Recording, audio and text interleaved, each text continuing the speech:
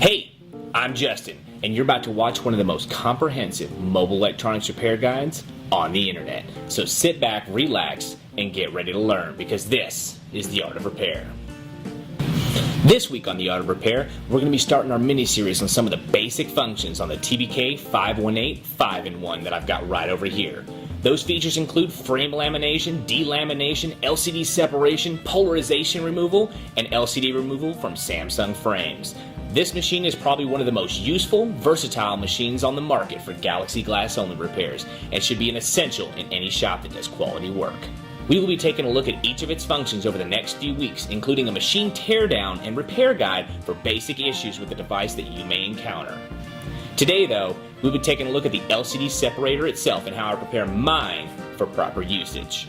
For this, we'll need a SIM ejector tool, a razor blade, isopropyl alcohol to clean the top of the heat plate off with, a silicone roller, and some wide thermal tape. I'll be using my iFixit BitKit SIM ejector tool for this one. I wouldn't recommend using a knife because you may damage the surrounding coverage and it may go down into the vacuum hole. First and foremost though, with any refurb or any industrial remanufacturing, it's key to have a plethora of extra parts for your machine in case of breakdown. That includes having extra silicone pads for your heat plate. Let's go ahead and get to this. We will use thermal tape to cover the top of the heat plate to protect it from damage, including damage from small glass shards that may want to find their way down into a vacuum hole. While you can use normal tape for this, thermal tape is recommended due to the extended heat it will be subjected to. We want to make sure that when it's time to replace the tape, that it doesn't leave any crazy residue on the heat plate. That's part of the reason we're actually putting it on there to begin with, is to protect it from the adhesives of the LCDs. After your tape is set, we'll use the SIM ejector tool or small hole punch to poke holes in all of the heat plate's holes. This will make it harder for any small shards of glass to go down in the vacuum holes. Next, we will cut your silicone pad to allow the most amount of play and freedom in your molybdenum wire. Most people will just use the machine and supplies the way it came and will not question it. But just like any of your work, your machine is going to give you indicators that it's being used correctly and incorrectly.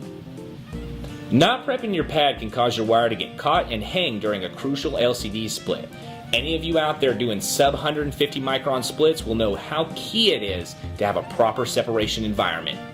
A small hang or misplaced pull can cost you the profit from multiple repairs before it's recouped. This is absolutely unacceptable when you can prevent these issues with proper preparation.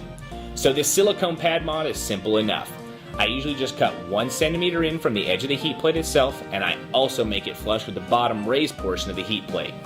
Doing this prevents the excess silicone from causing upward pressure on your screen during separation. Always remember, respect your display, or it will break in a heartbeat. This means removing any and all outside forces that could come in and have an effect on your work. So now that we have the finished silicone pad, we can see here that it fits perfectly and your heat plate is now prepped for separation. This preparation can be used on any style vacuum separator. If you're already experienced in LCD separation, go ahead and try this out for yourself and see the difference. It will be much easier to pull your wire when you don't have to worry about it getting caught and hung on the silicone. If you are not experienced in LCD separation, then go ahead and subscribe and get ready to be blown away in the coming weeks as we prepare to do a full instructional series on the intricacies and finer points of LCD refurbishment and all the machines involved. We're beginning this series with an overview of the machines first to give you a solid foundation to build on. Then we'll be moving on to the actual process itself. Well, it's time for me to get out of here. So I'm Justin, and this is the Art of Repair. See you next week. Don't forget to like and subscribe.